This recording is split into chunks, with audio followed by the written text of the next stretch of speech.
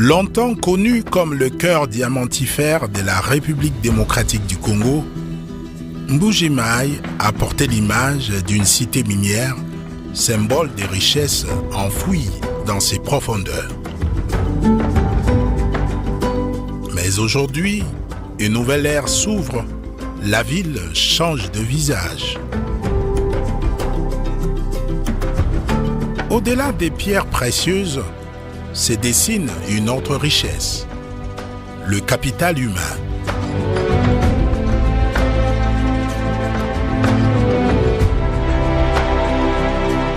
Des entrailles de la terre s'élève un imposant édifice qui suscite l'admiration par son architecture.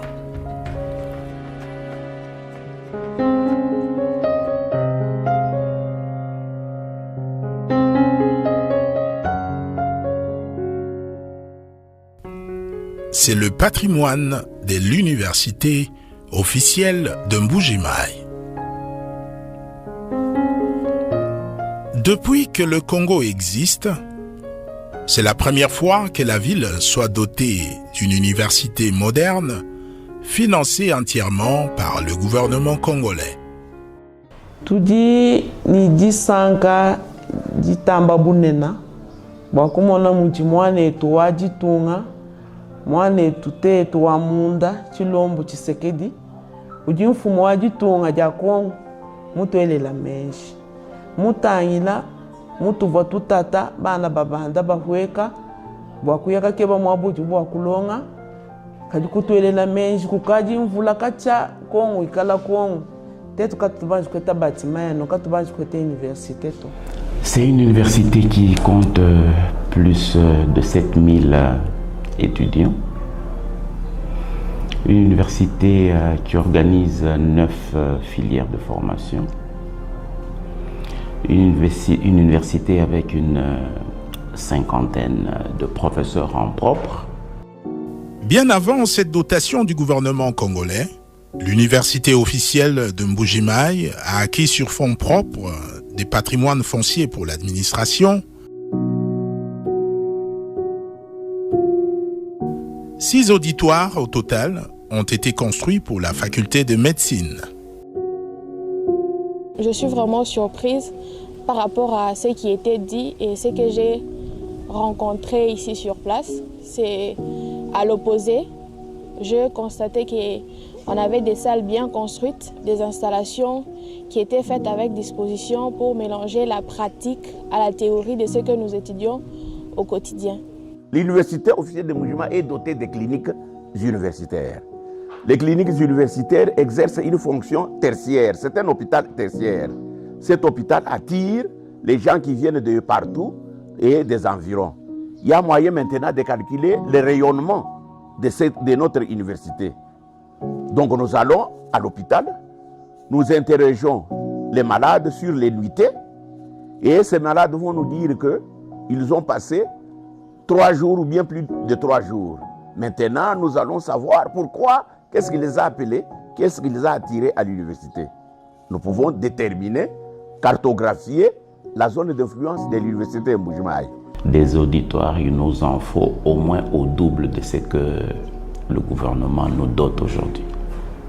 Ça veut dire qu'aussitôt qu'on y sera, on va encore devoir être locataire, comme aujourd'hui, de tous ceux qui peuvent nous offrir une quelconque grande salle d'une certaine capacité. Mais au moins un premier pas a été franchi. Tous nos sentiments de gratitude et de reconnaissance envers le président de la République.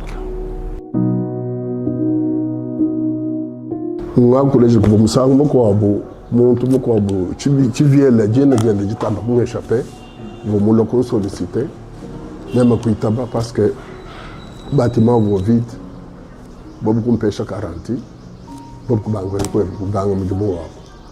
non, bâtiment qui moi je suis gâteau, il y a moins de temps, où me passe, beaucoup nous fait un monde d'amour, je si mamie hitabu parce que poche nous je c'est ma parce que j'ai des problèmes moi finissage. Moi je suis gâteau, mais je pensais je dois poser les mêmes problèmes. Le directeur va empêcher 2 salles bwana benda benza olewa sima kunya okay.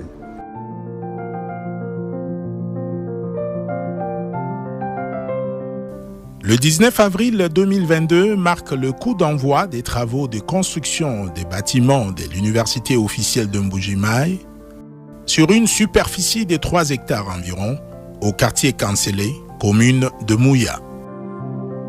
3 blocs sortent de la terre.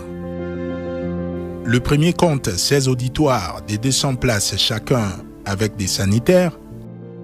Le deuxième est constitué de 2 amphithéâtres pouvant accueillir chacun 400 personnes. Au-dessus, une terrasse. Par ailleurs, le 3e bloc, c'est la résidence des étudiants avec 154 chambres. Dans chaque pièce, 4 personnes. Au total, 616 étudiants, dont 200 filles et 416 garçons, y seront logés. Chaque homme de l'université officielle de Mbuji-Mayi dispose des sanitaires, d'une buanderie, d'une cuisine et d'un réfectoire.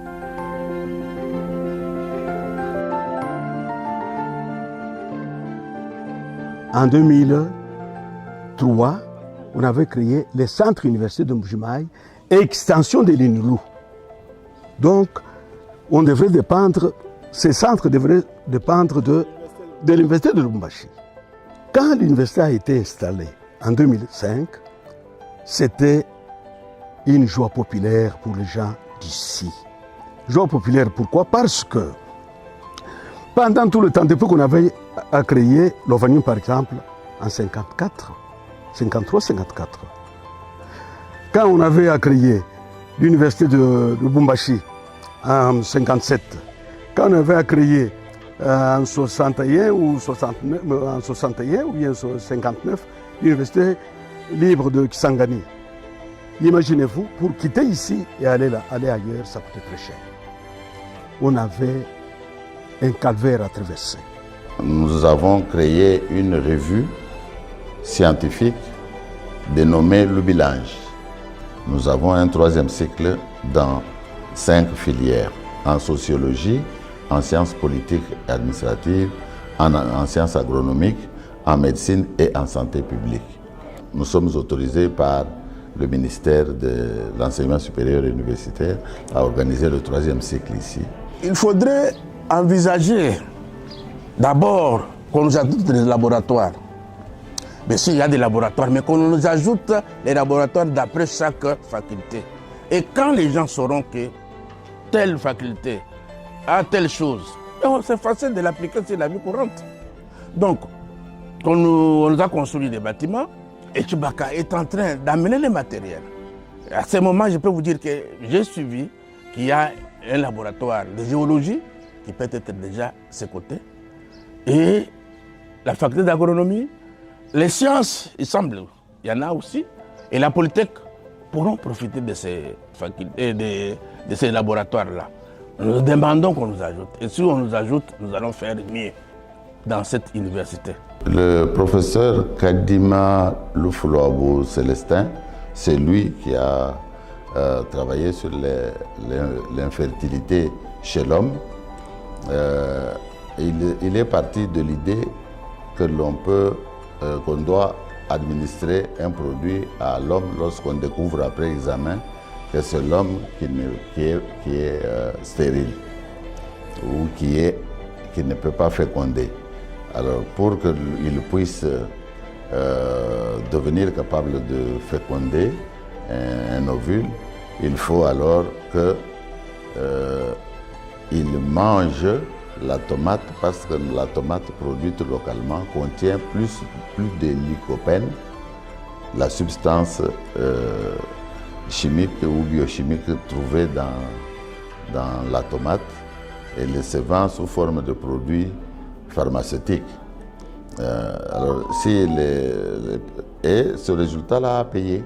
Il a administré pendant une longue période en demandant à quelqu'un de manger un échantillon. Et il a administré et ils ont mis au monde des enfants, dont un porte son nom. Le site de l'université officielle de Mbuji-Mayi dispose d'un générateur de courant électrique et d'une station de captage et de traitement d'eau. Avec un effectif de 8000 étudiants et 500 employés, le besoin en infrastructure s'est fait encore sentir à l'université officielle de Mbuji-Mayi. Une université qui est érigée pour l'espace Grand Kasaï. Quand j'ai visité l'université officielle, mais ça c'est une technologie moderne qui n'est pas comparée à ailleurs non plus, hein, mais peut-être en dehors de notre pays bien sûr. Bien qu'il y a les bâtiments, mais il y a encore des besoins et les besoins sont encore énormes. Je pense que pendant qu'on est encore en vie, on ne peut tout faire au même moment non plus. Donc c'est pour dire que nous allons accompagner cette université dans la gestion et d'autres aspects que le gouvernement provincial pour aussi voir dans quelle mesure doter cette université-là de ceci et cela, ça ne pourra pas manquer. Tout au début, on avait un personnel administratif, technique, ouvrier assez important. Et nous avons, quand nous sommes arrivés, nous avons fait un recensement et nous avons trouvé qu'il y avait des irrégularités, qu'il y avait des gens qui ne travaillaient pas dans cette université mais qui recevaient donc la prime locale. Alors, tous ces gens-là, nous les avons mis dehors. Et voilà, et aujourd'hui, nous avons dans l'ensemble 623 personnels, y compris les académiques, les scientifiques également. Donc nous avons essayé un peu de nettoyer l'université et nous sommes au nombre de 623. C'est vrai qu'il nous faut un budget. Nous essayons de faire avec nos moyens. Nous n'avons pas encore reçu des subsides de l'État congolais pour encourager les chercheurs ou pour que les chercheurs puissent s'équiper. En attendant, parce qu'il ne faut pas attendre tout de l'État, notre comité de gestion dirigé par le recteur, l'abbé Apollinaire Tshibaka, a organisé une collecte, une bourse dénommée Bourse Docteur Étienne Tshisekedi Wambulum. Alors, les particuliers ont versé de leur poche. Même les travailleurs ont donné, qui des $5, qui des 10. Ceux qui pouvaient donner plus, $10 000, $1000, ils ont donné. Et avec ça, nous avons financé les études, d'abord les études de formation pour que les gens arrivent à leur thèse.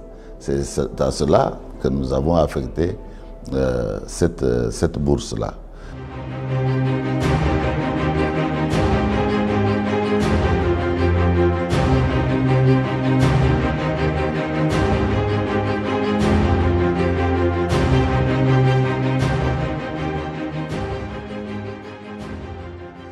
Avoir des nouveaux bâtiments, oui, mais la discipline, la rigueur et le respect des règles s'imposent pour une université de qualité. Le vin nouveau exige des outres neuves. Notre abbé recteur Tshibaka, c'est un très bon recteur parce que du côté de la tricherie, il est vraiment droit. Il ne discute pas, là vous êtes définitivement renvoyé. Et du côté bagarre, là il ne discute pas, il vous renvoie définitivement. Lors de la tricherie, si quelqu'un triche, il est vrai de l'attendre sur le PV avant de le convoquer. Vous ne pouvez pas renvoyer quelqu'un définitivement pour ne pas l'attendre sur le PV. C'est ça au moins, c'est défaut. Doit-on placer la rigueur dans le côté jardin ou le côté poubelle de la gestion? Moi, je pense que la rigueur doit être placée dans le côté jardin de la gestion, de la gouvernance. Les critiques ne manquent pas. Si on ne critique pas le comité de gestion, je crois qu'on va laisser ces comités sommeiller. Les critiques ne manquent pas, mais il faut dire que toutes choses étant égales par ailleurs, à la tête, il y a M. l'abbé. On a réussi pas mal de choses. Les témoignages sont là et nous avons, si nous voulons vraiment être honnêtes, beaucoup de choses ont été faites. Beaucoup de choses ont été faites. Évidemment, s'il y a un peu d'excès de rigueur, je crois que c'est là que nous allons glisser du côté poubelle auquel je fais allusion maintenant. Comme certains le disent pour le chef de l'État, il n'a pas seulement un mandat, mais une mission. Parce qu'au-delà de ses fonctions, l'abbé Apollinaire, c'est d'abord un homme. Et comme homme, je vois chez lui l'ordre. C'est l'homme qu'il faut en ce temps pour que ce cadre, cette université, aille de l'avant.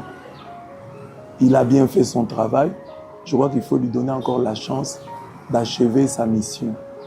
L'homme, je vois en lui l'ordre, mais l'abbé Chibaka n'est pas qu'un homme, il est aussi prêtre. Comme prêtre, je vois en lui le sérieux, la consécration. Nous avons besoin de gens qui servent avec l'esprit du sacerdoce, avec abnégation, qui n'ont pas d'ambition personnelle, égoïste, individualiste. Au-delà de l'homme et du prêtre, je vois aussi le scientifique. Chibaka est une bénédiction pour cette province. Le travail qu'il a fait en Ngandajika, avec Ditunga, le travail qu'il a fait dans cette université, parce que je l'ai vu accompagner les travaux de cette université, qu'il a dirigé un peu avant, et ça a donné une université moderne, structurée, et qui donne de l'espoir pour les générations à venir. Je pense qu'il faut lui donner beaucoup plus d'opportunités pour qu'il arrive à faire encore mieux que ça. Les velléités anti-Chibaka sont le malvenu. Les critiques sont d'une stérilité, je ne sais pas comment on peut réfléchir une seule seconde, quelqu'un qui a apporté autant, en si peu de temps, d'une manière aussi structurée et respectée, et ici et ailleurs. Donc Chibaka, c'est quelqu'un qui n'est pas du tout, on va dire, dans la consommation locale. C'est une opportunité pour ce pays et moi je pense qu'il a bien travaillé. L'État doit lui faire beaucoup confiance, lui donner beaucoup plus de moyens et lui donner beaucoup plus de marge de manœuvre pour que cette université aille encore plus loin.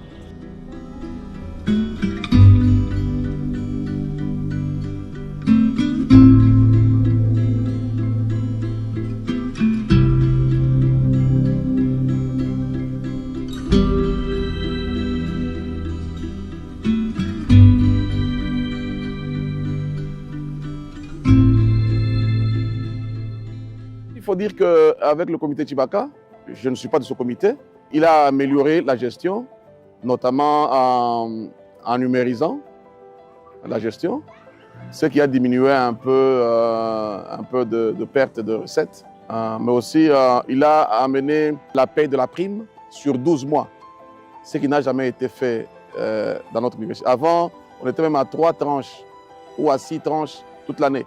Maintenant, chaque mois, petite soit-elle, la prime est versée à chaque agent dans son compte bancaire. Nous sommes dans une ville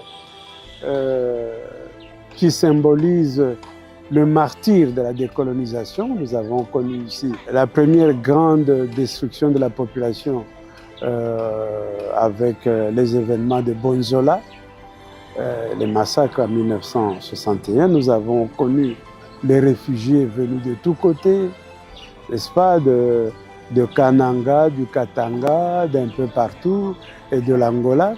Mais la ville de Mbuji-Mayi, c'est aussi une grande espérance, parce que c'est ici qu'est parti, en réalité, l'éveil politique du début des années 80, qui va nous conduire à la conférence nationale souveraine, à partir de la protestation du groupe des 13, qui va donc arriver, culminer et arriver à ce que nous arrivions à la conférence nationale souveraine.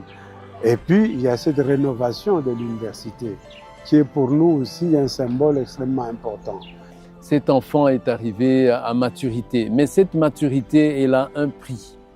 Le prix de l'organisation des services, l'organisation des enseignements, l'organisation de la recherche. Il est constatable et remarquable le comité de gestion que dirige avec dextérité, efficacité, prouesse le professeur Abbé Chibaka. Voilà un mérite pour ce comité de gestion. Nous le disons parce que nous savons que cette université n'était pas comme ça. À supposer qu'on s'interroge sur le fait de savoir d'où elle vient, où elle est et où elle part, nous confirmons là, selon le constat actuel, qu'elle a du long terme et son parcours est un parcours remarquable.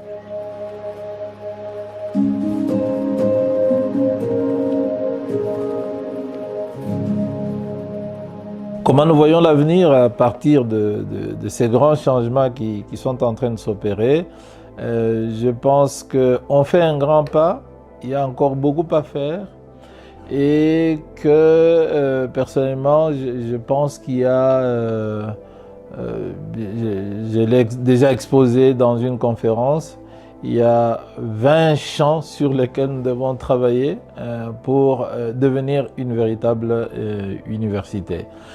Ça peut paraître trop, mais c'est notre vision, c'est la vision du comité de gestion, c'est la vision du recteur qui pense que les infrastructures ne suffisent pas, et elles sont très importantes, mais elles ne suffisent pas pour construire une grande université.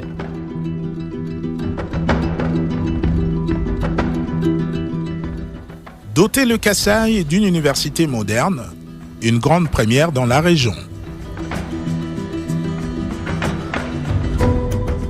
C'est un grand pas vers le développement. Cependant, les infrastructures ne suffisent pas pour construire une grande université. Un équilibre s'impose entre la rationalité et l'éthique. De la cité minière à la ville universitaire, Mbuji-Mayi signe son passage d'une économie fondée sur les richesses du sous-sol à une société tournée vers la production des connaissances afin de contribuer de manière significative au développement de la région et particulièrement au bien-être des générations futures.